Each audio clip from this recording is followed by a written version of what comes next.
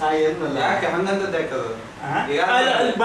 ದುಡ್ಡು ಬಂಗಾರ ಎಲ್ಲ ಹೋಗ್ದಿಟ್ಟಿದ್ದ. ಅದಕ್ಕೆ ಬಂದು ದುಡ್ಡು ಅವನ್ ಏನು ಕದ್ರು ಸ್ವಂತಕ್ಕಲ್ಲ, ಬಡ ಬಗ್ರಿಗೆ ಹಂಚಿವ್ ಸ್ವಲ್ಪ ಅಂತ ತಿಳ್ಕೊಳ್ತಿದ್ದ.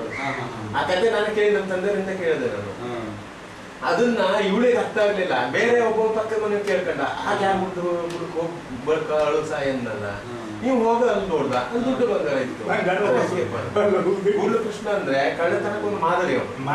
ಅಂದ್ರೆ ಕಳ್ಳನಲ್ಲ, ಆದ್ರೆ ಬಡ ಬಗ್ರಿಗೆ ಸ್ವಂತಕ್ಕೆ ಇದು ಮಾಡುದಲ್ಲ.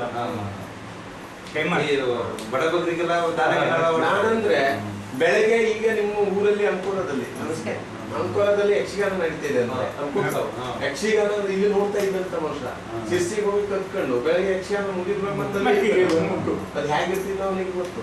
ಹಾಗೆ ಈಗಿನಂತ ವೆಹಿಕಲ್ ವ್ಯವಸ್ಥೆ ಇಲ್ಲ.